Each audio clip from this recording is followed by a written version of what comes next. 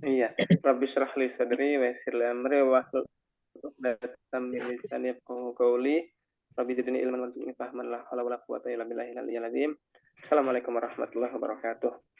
Waalaikumsalam Yang kami hormati, warahmatullahi wabarakatuh. yang terhormat Bapak Pimpinan Pondok Modern Darussalam Gontor, yang kami hormati Bapak Al Ustadz Kiai Haji Bukhari Abdul Somad selaku Ketua FMA Gontor, dan yang kami hormati Ustadz Olive selaku sekretaris Ustadz ya FMA Gontor. Sekretarisnya Ustadz Ghazali ini narasumber kita. Ustadz gue salah lagi, antum nggak briefing dulu Ustadz. Dan yang kami hormati Al-Mukarram kita sore ini yaitu Kiai Haji Rahmat Ghazali Ali. Insya Allah sore ini kita akan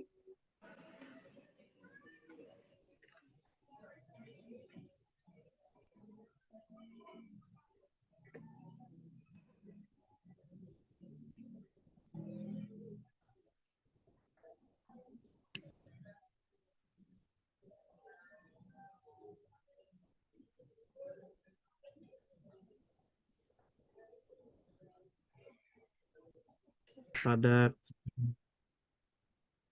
Al-Ustadz Kiai Al-Hadz Ahmad Ghazali Fadli MPDI, kami persilahkan.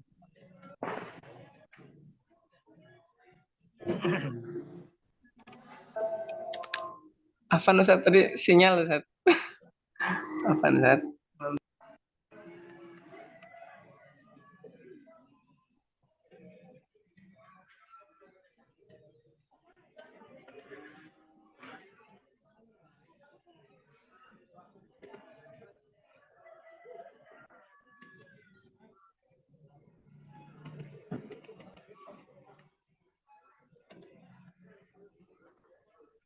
Tafadhol, Ustaz Fadli. Silakan sama. Iya, suaranya Ustaz. Bismillahirrahmanirrahim. Assalamualaikum warahmatullahi wabarakatuh. Alhamdulillah, alhamdulillah. Alhamdulillah wa kafa wassalatu wassalamu ala nabiyyina al-mustafa nabiyyina wa maulana Muhammadin ahla sadaqi wal wafa. Asyhadu an la ilaha illallah wahdahu la syarika lah wa asyhadu anna Muhammadan abduhu wa rasuluhu la nabiyya ba'dah. Allahumma shalli ala nabiyyina Muhammad wa ala alihi wa sahbihi ajma'in, amma ba'du. Alhamdulillah yang kami hormati Kiai Haji Dr. Bukhari Abdul Somad dan seluruh hadirin Zoom meeting pada sore hari ini. Alhamdulillah kita semuanya dapat berjumpa dan berkumpul dalam Zoom meeting ini. Sebenarnya hari ini adalah waktu Kiai Haji Fauzi Hijani, pengasuh Pondok Modern Al-Amin Perenduan. Karena beliau sakit, berhalangan, ya terpaksa kami menggantikan. Ya kita doakan dulu, mudah-mudahan beliau dalam keadaan segera diberikan kesembuhan oleh Allah Subhanahu wa taala, dan seluruh keluarga kita dan orang-orang yang kita cintai dan seluruh kerabat kita semuanya juga diberikan kesehatan, sehat jasmani dan rohaninya, sehat lahir dan batinnya. Ladina shalihah bi qiraatil Fatihah.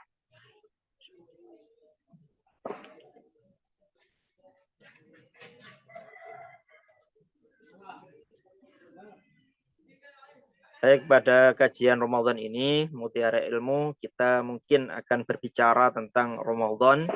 Ramadan menjadi bulan mulia sebenarnya karena ada satu hal. Bukan hanya Ramadannya saja yang mulia.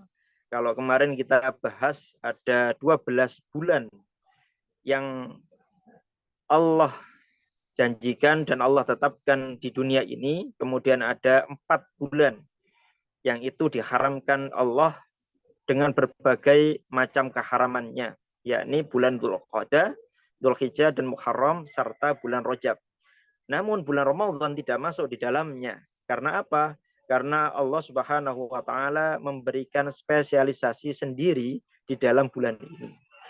Nah, ketika kita telisik sejarah ya bahwasannya Ramadan menjadi bulan mulia karena Allah menurunkan Al-Quran di bulan Ramadan. Nah, sebelum itu coba kita kembali flashback ke zamannya Rasulullah SAW, bahwasannya dulu Rasulullah lahir di Makkah Al-Mukarramah, tempat tandus, tidak ada apa-apanya saat itu. Ya, kemudian hanya bermukim beberapa bani dan suku saja. Kemudian masyhur terkenal dengan sebutan zaman jahiliyah. Bukan karena kecerdasannya atau kebodohan pikirannya, tidak. Tetapi karena mereka tidak memiliki pedoman yang baku dalam berkehidupan. Jadi pedomannya adalah aba'ana wa ummahatina. Jadi pedomannya adalah apa yang dilakukan oleh kakek nenek mereka. Mereka melakukan apa, kakeknya, akhirnya anak turunnya melakukan hal yang serupa. Jadi hal-hal yang seperti inilah yang mereka lakukan sehingga dikatakan jahiliyah. Kalau dilihat dari sisi intelektual, jelaslah mereka bukan orang bodoh. Karena syair-syair yang dibuat oleh orang-orang zaman jahiliyah, yakni Bani Quraisy dan lain-lain itu luar biasa dan sangat bagus sekali. Bahkan perniagaan mereka luar biasa.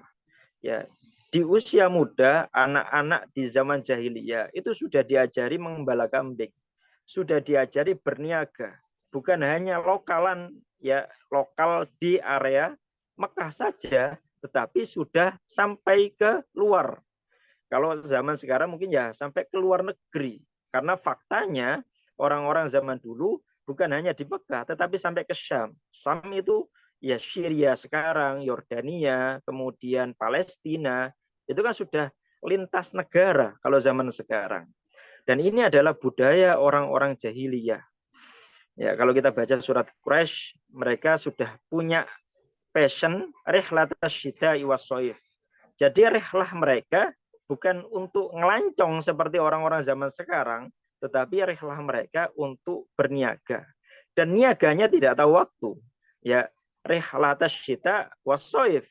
Mereka juga berdagang di musim panas, mereka juga berdagang di musim dingin. Jadi sepanjang waktu mereka gunakan waktunya untuk berdagang. Jadi kalau melihat kehidupan mereka ya sama dengan naluriah makhluk pada umumnya. Ya, naluri bukan hanya naluriah manusia, tetapi naluriah makhluk hidup.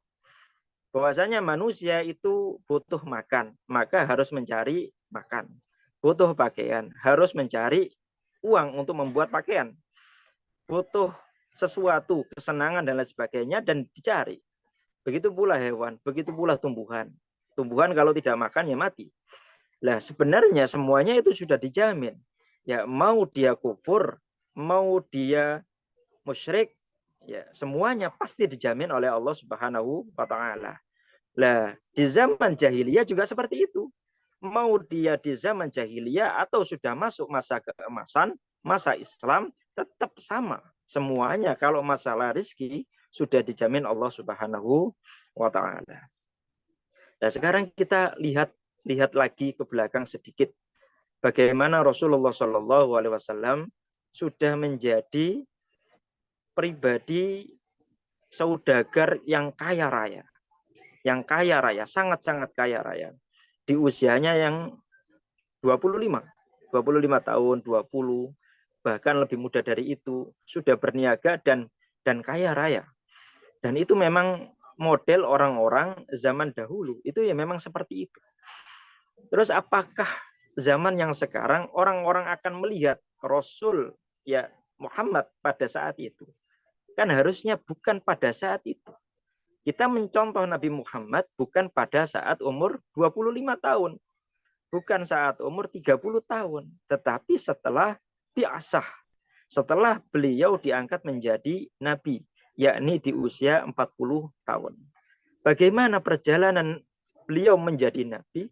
Ini yang perlu kita telisik. Jadi Rasulullah Muhammad SAW itu diberikan wahyu Al-Quran oleh Allah Subhanahu wa Ta'ala dalam proses yang tidak sebentar. Beliau berada di Gua Hira, berkhulwat dengan niat menjauhi peradaban jahiliyah yang seperti itu. Padahal itu dilakukan oleh kakeknya, bukan oleh kakeknya, oleh saudara-saudara kakeknya, kemudian oleh paman-pamannya, oleh pakde-pakdenya, oleh keluarga kerabatnya, dan lain-lain. Itu mereka tidak meninggalkan Ka'bah dan sekitarnya. Ya. Tetapi Rasulullah ya berkhulwat menjauh dari hiruk pikuk yang mereka lakukan. Berkhulwat ke Gua Hira. Dalam proses khalwat itulah ya Nabi Muhammad menerima wahyu Al-Qur'anul Karim. Maka Al-Qur'an sesungguhnya itu bisa diterima oleh seseorang jika dia memusatkan diri dari dirinya kemudian ke Yang Khalik. Saat itu Rasulullah mungkin belum mengenal siapa penciptanya, tetapi memasrahkan kepada yang menciptakan alam semesta. Seperti ceritanya bagaimana cara Nabi Ibrahim mencari Tuhannya. Dari situ lepas, ya kalau bahasanya mungkin beliau terlepas bariun dari segala aktivitas duniawi, kemudian menyendiri untuk menyelamatkan dirinya dari hal-hal yang tidak menyenangkan. Dari hal itu, maka kita sebenarnya dapat memahami bahwasanya Al-Quran hanya bisa kita terima dalam keadaan tenang, hening, dan tidak sibuk dengan urusan dunia. Nah, sekarang kita masuk ke dalam bahwasanya bagaimana cara kita bermuamalah dengan Al-Quran. Karena cara Rasulullah bermuamalah dengan Al-Quran akan berbeda. Di zaman Rasulullah ada proses 23 tahun kurang lebih Rasulullah menerima Al-Quran. Sedangkan sekarang kita kita lahir ke dunia ini, Al-Quran sudah jadi 30 juz. Al-Quran bisa kita lihat dari awal hingga akhir. Al-Quran sudah bisa kita baca ya dengan sedini mungkin. Bagaimana kita berpedoman dengan Al-Quran itu? Bagaimana caranya? Nah, itu butuh yang namanya kurikulum dan metodologi bagaimana kita mempelajari Al-Quran itu. Maka pendekatan muamalah zaman Rasulullah dengan sekarang harusnya berbeda. Karena zaman Rasulullah, mengapa kok Al-Quran diturunkan secara berangsur-angsur? Tujuannya tidak lain adalah supaya manusia Rasulullah terutama, kemudian para sahabatnya lebih cepat memahami, kemudian lebih cepat mengamalkan apa yang sudah ditunjukkan oleh Allah Subhanahu wa Ta'ala. Maka dapatlah kita rangkum, kita ambil pelajaran bahwasanya ada 5 metodologi mempelajari Al-Quran. Yang pertama adalah membacanya.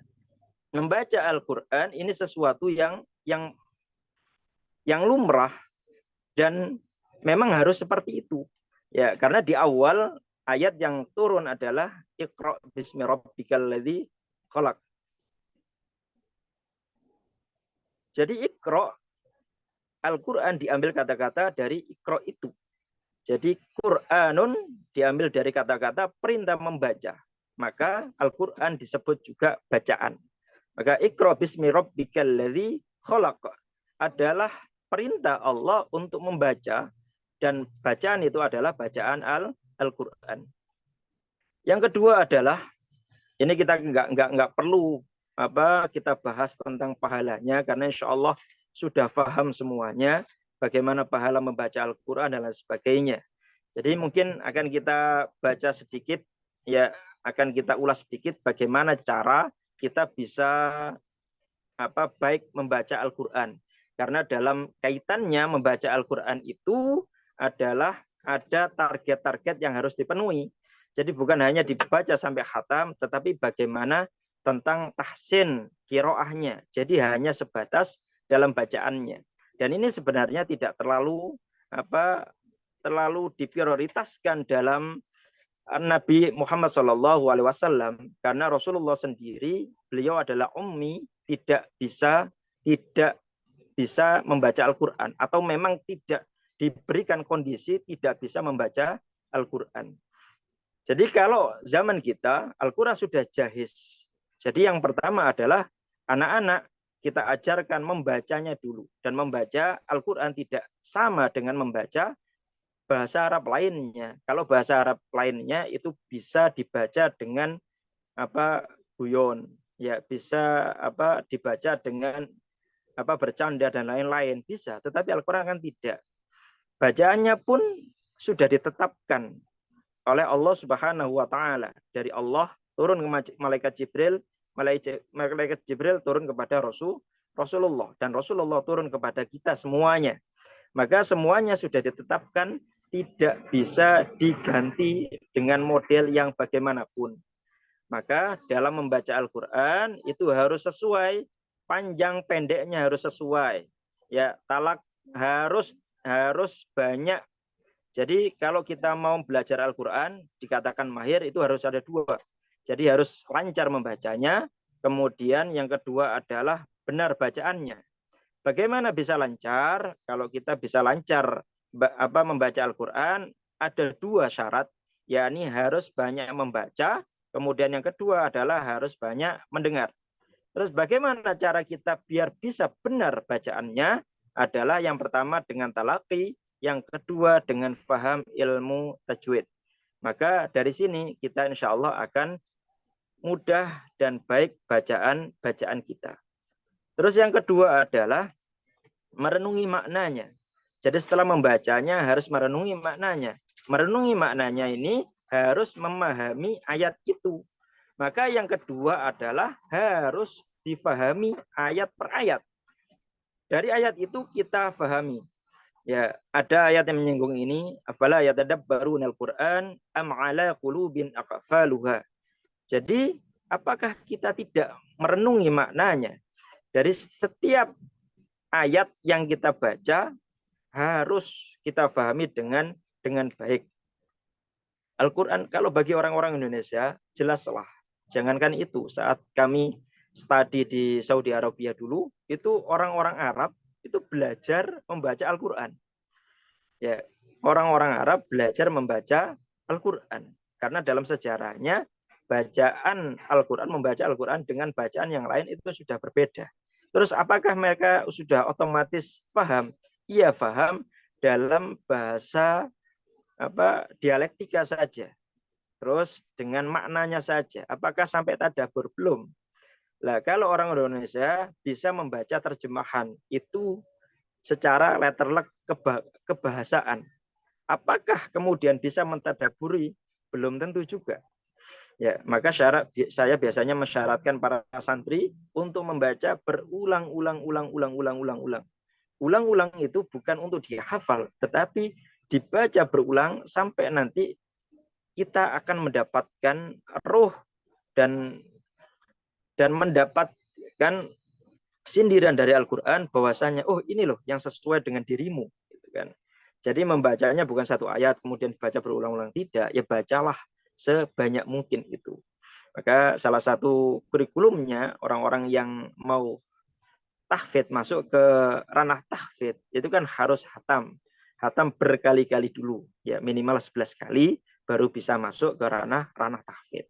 Nah ini kita masuk yang kedua dulu, jadi harus direnungi maknanya. Karena kita tidak bisa menjadikan Al-Quran itu sebagai petunjuk kalau kita tidak paham bahasanya. Lah kita tidak menganjurkan untuk belajar bahasa Arab dulu, harus belajar nahwu shorf dulu. Wah itu prosesnya panjang. Ya, sekarang lebih simpel lagi. Ya silahkan baca terjemahannya, baca tafsirnya. Itu kan sudah jahiz, sudah banyak sekali tafsir yang sudah beredar. Mulailah dari situ dulu. Ya, minimal dari biasa yang sudah kita baca, yakni ada satu kewajiban, yakni membaca surat Al-Fatihah. Itu minimal kita paham dari awal sampai akhirnya. Itu yang kedua. Yang ketiga adalah menghafalkannya.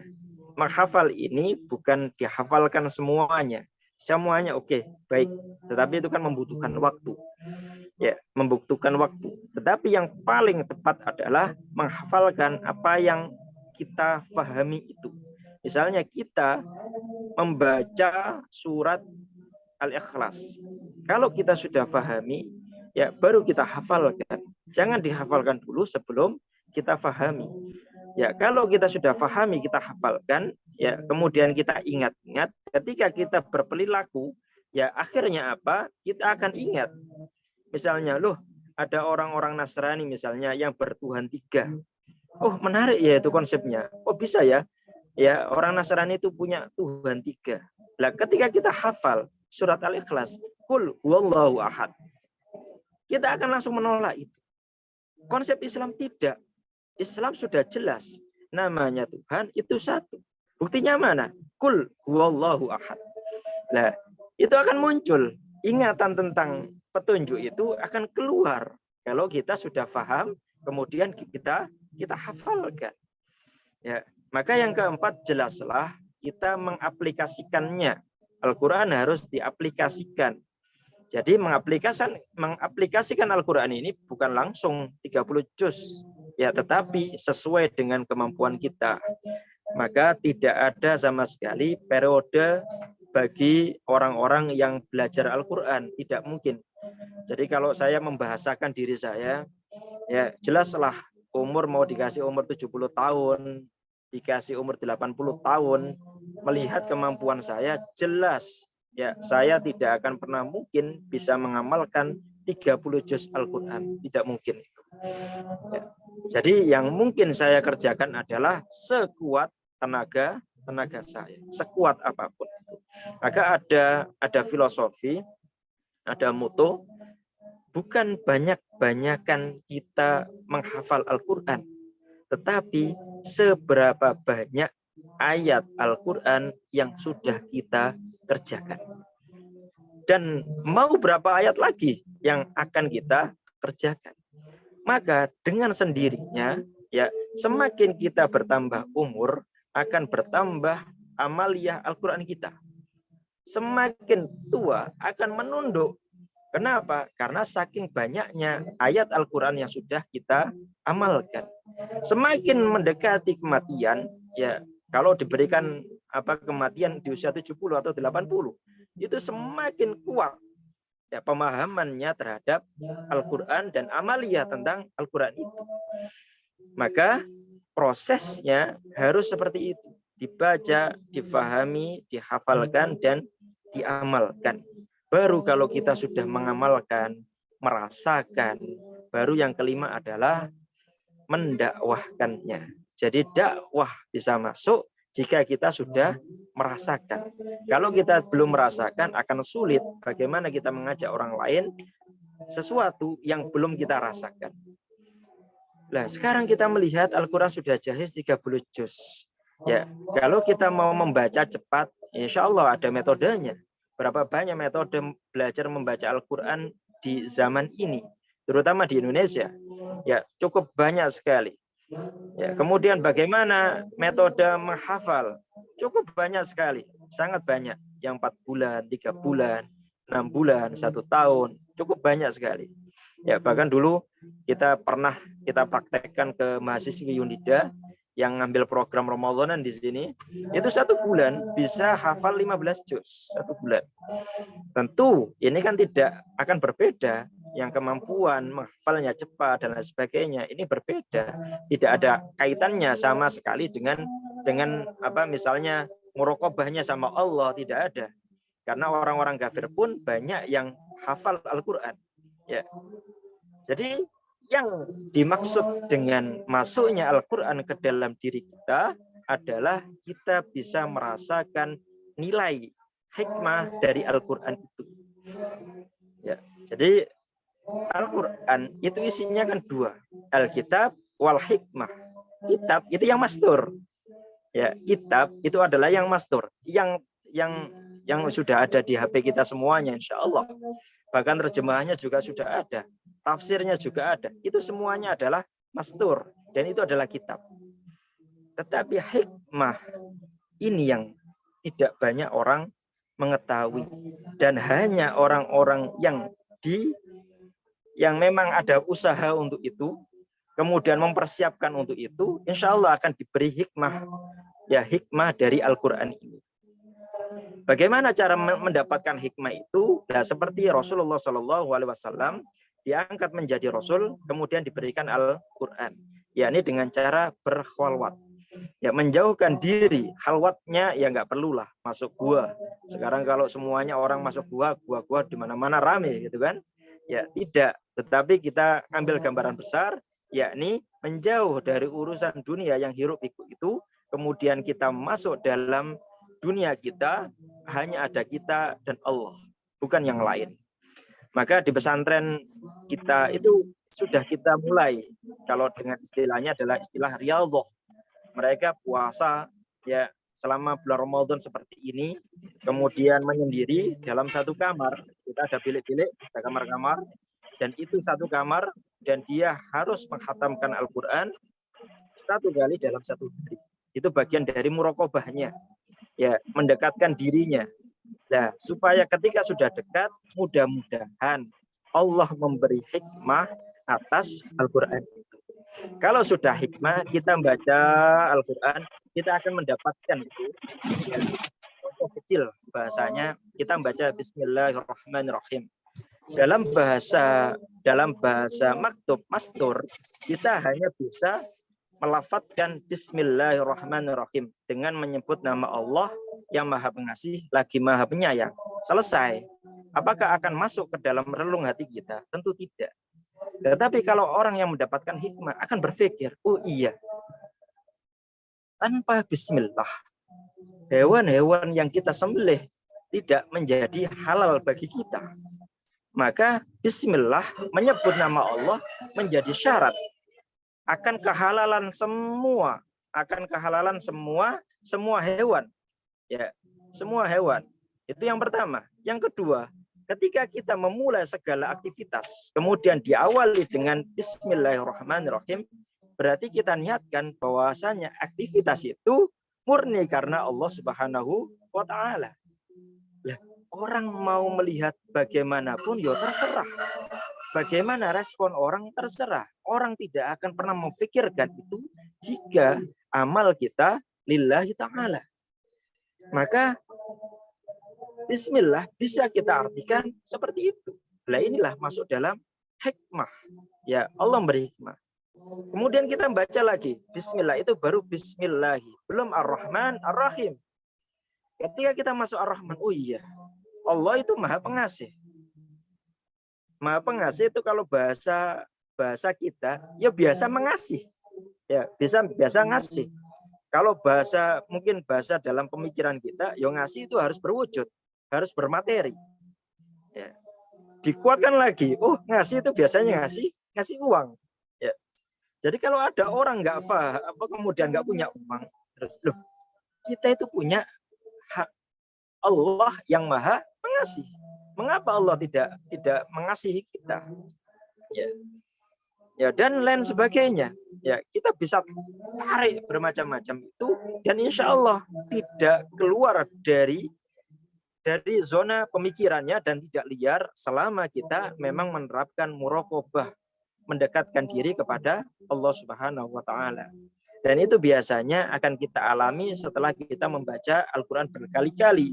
Ya, kita membaca 1 ayat, ya kemudian nanti kembali lagi, oh ternyata ada hikmah yang lain dari 1 ayat itu. Nah, jadi bisa jadi Al-Quran itu 1 ayat bisa mengandung banyak hikmah. Nah, ini Al-Quran. Ya, kemudian bagaimana sih kok bisa Al-Quran itu menjadi petunjuk? Apakah benar Al-Quran itu benar-benar menunjukkan diri kita? Kita bisa cek ya seberapa banyak perbuatan kita yang kita lakukan itu yang memang berlandaskan dari Al-Quranul Karim. Kalau 70, 80, 90% apa yang kita lakukan itu sudah ada marojiknya, ada landasan Al-Qur'annya, berarti kita sedang mengamalkan Al-Qur'an dengan sungguh-sungguh. Tetapi kalau tidak, berarti kita belum bermuamalah dengan Al-Qur'an. Maka kita lihat ya bagaimana cara kita ya kemudian keseharian kita, sehingga kita yakin bahwasanya apa yang kita kerjakan itu sesuai dengan Al-Qur'anul Karim. Lah Al-Qur'an, memahami Al-Qur'an itu kan banyak wujudnya. Jadi bukan hanya letterlek di Al-Qur'annya sendiri, ya sudah dibahas juga di dalam hadis Nabi. Maka ada Rasulullah sang pembawa Al-Qur'an itu, dan kita bisa memahami Al-Qur'an melalui bagaimana cara Rasulullah bermuamalah dengan Al-Qur'an. Tentu tidak langsung 30 juz, tetapi berangsur-angsur itu. Nah ini yang kita pahami dari belajar Al-Qur'an.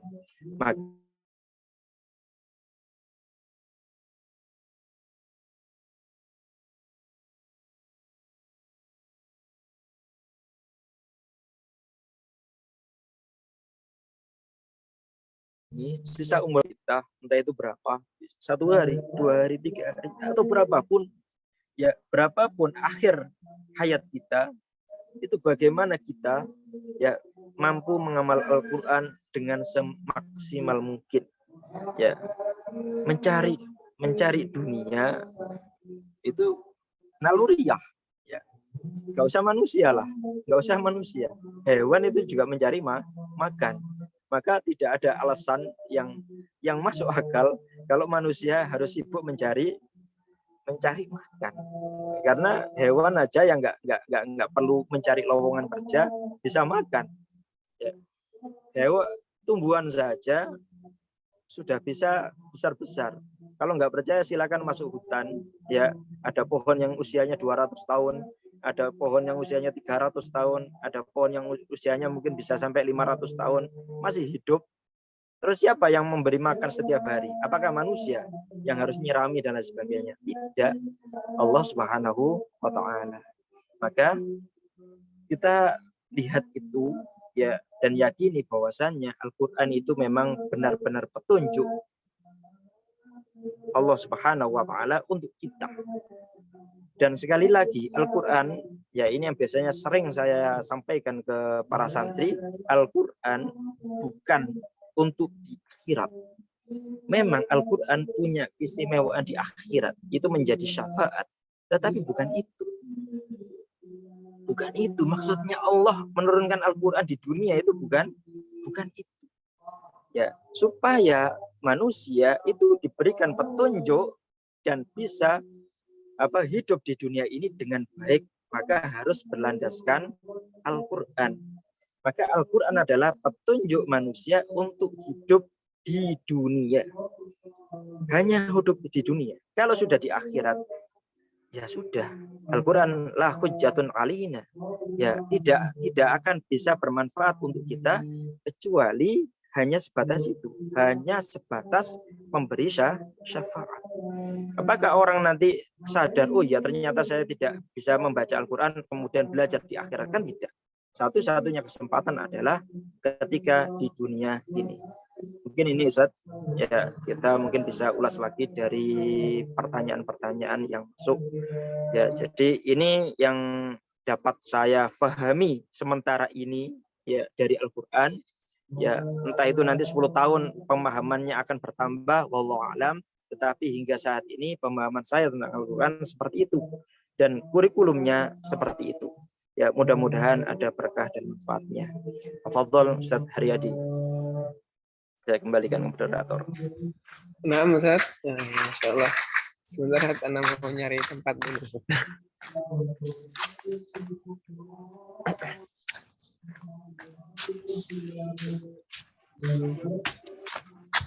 Syukran katsiran Ustaz Ghazali atas Masya Allah ceramahnya yang sangat menggugah.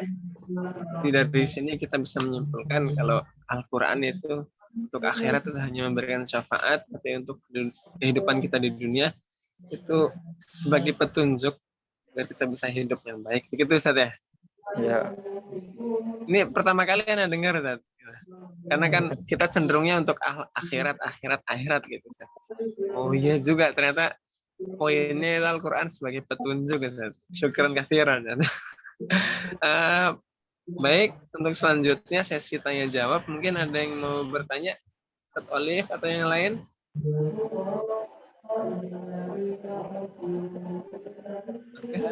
Ustaz Olive mau nanya nggak Ustaz? Yang on antum aja, Ustaz. Ya, nanti jelasinnya setahun lagi. Apa, Ustaz? Nanti aja, Zat. Oh, nah, jadi kalau Anda mau nanya boleh, Ustaz Ghazali. Ya, silakan. Nah, ini Ustaz, kan Nabi Muhammad itu ummi, Ustaz ya. Ummi, tapi satu posisi seorang nabi itu punya sifat wajib yaitu fatonah, cerdas. Ya masa ada orang yang cerdas tapi nggak bisa baca, Ustaz, nggak bisa nulis. Itu ada yang nanya ke Ana, Ustaz. Ana sempat jawab tapi mungkin ini butuh tambahan jawaban biar semakin ngena, Ustaz. Kan antum udah mendalami tentang Al-Quran ya, Ustaz ya. Nah, udah menghayati. Kalau saya sih ngerasanya belum, Ustaz. Itu apakah mungkin, Ustaz, Nabi yang fatonah itu ummi, Ustaz? Padahal. Baik, sekarang kita balik saja. Kita balik caranya ya. Ya, kalau kita anggap kecerdasan itu adalah orang yang bisa membaca dan menulis. Ya, kita anggap kecerdasan fatonah itu orang yang bisa membaca dan menulis. Ya, loh, mengapa berapa banyak orang yang di dunia ini yang bisa membaca Al-Quran, kemudian menuliskannya, tetapi tidak hafal Al-Quran? Ya, Rasulullah itu tidak membaca, tidak bisa membaca, tidak menulis, tetapi hafal Al-Quran. Apakah itu bukan suatu fatonah yang levelnya yang paling tinggi? Ya, jadi ketidakmampuan Rasulullah membaca itu kan dalam budaya dan dalam lingkungan. Memang sejak awal beliau diposisikan bukan untuk itu, ya, karena zaman itu orang cukup ahli dalam berdagang saja. Apakah mungkin orang yang tidak cerdas bisa kemudian bisa berdagang dan memiliki ribah keuntungan yang sangat besar? Kan nggak mungkin. Ya, jadi kalau kita melihat dari sisi kekuatan, ya, bahwasannya Al-Quran memang diturunkan kepada Nabi Muhammad yang ummi, supaya apa? Orang-orang Quraisy dan orang-orang kafir yang lainnya tidak menganggap bahwasannya Al-Quran dibuat oleh Rasulullah. Nah, andai kata Rasulullah jelas ya bisa membaca, bisa menulis, karangan puisinya banyak, karangan sastranya banyak, kira-kira orang akan menganggap apa? Jelaslah Al-Quran itu bikinan Nabi Muhammad. Maka sisi kecerdasan Rasulullah itu di sisi yang lain, yakni sisi hafalan, pemahaman, terus cara dakwah Rasulullah kepada umatnya, itu adalah sisi kecerdasan yang lain. Maka kalau bahasanya itu ya kriteria cerdas itu harus kita sesuaikan dengan kondisi zamannya. Seperti itu, Ustaz. Nah, Ustaz, syukran, Ustaz. Cukup puas, Ustaz. Nanti bisa saya sampaikan juga ke santri-santri yang nanya, Ustaz. Kan kebetulan Anda ngajar tauhid kelas 2, kita bisa ada. Pas sekali ini, Ustaz. Mungkin dari peserta yang lain, para hadirin, ada yang mau tanya lagi? Boleh, kalau nggak ada gimana, Ustaz?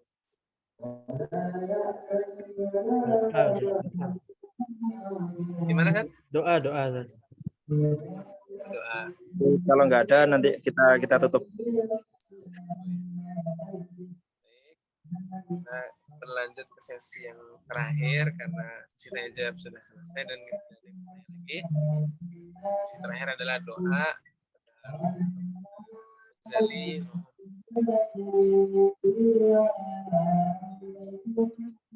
Baik, bismillahirrahmanirrahim. Allahumma shalli ala sayyidina Muhammad wa ala ali sayyidina Muhammad. Alhamdulillah rabbil alamin. Allahumma arhamna ya Allah, Allahumma arhamna ya Allah, Allahumma arhamna ya Allah. Allahumma arhamna bitarkil ma'asina abadan ma abqaitana warhamna an natakallafa bima la ya'nina warzuqna husnan nadri fi ma yurdika anna.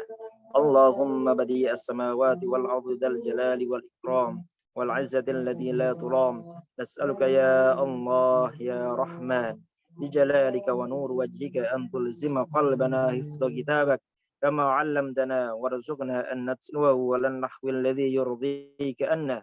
اللهم بديع السماوات والأرض ذا الجلال والإكرام والعزة التي لا ترام، نسألك يا الله يا رحمن بجلالك ونور وجهك أن تنور بكتابك بصرنا، وأن تطلق به لساننا، ونفرج به عن قلبنا، وأن تصرح به صدرنا، وأن تغسل به بدننا، فإنه لن يعيننا على الحق غيرك ولا يعطيه إلا أنت، ولا حول ولا قوة إلا بالله العلي العظيم. ربنا هب لنا من أزواجنا وذرياتنا قرة أعين واجعلنا للمتقين إماما. ربنا آتنا في الدنيا حسنة وفي الآخرة حسنة وقنا عذاب النار. سبحان ربك رب العزة أما يصفون وسلام على المرسلين والحمد لله رب العالمين. Baik, itu dulu dari saya. Insya Allah akan kita lanjut ke pertemuan selanjutnya, Ustaz. Mudah-mudahan ya, dari saya cukup sekian. Mohon maaf jika ada banyak kesalahan. Ihdinas shiratal mustaqim. Assalamualaikum warahmatullahi wabarakatuh. Waalaikumsalam. Warahmatullahi wabarakatuh. Jazakumullah khair.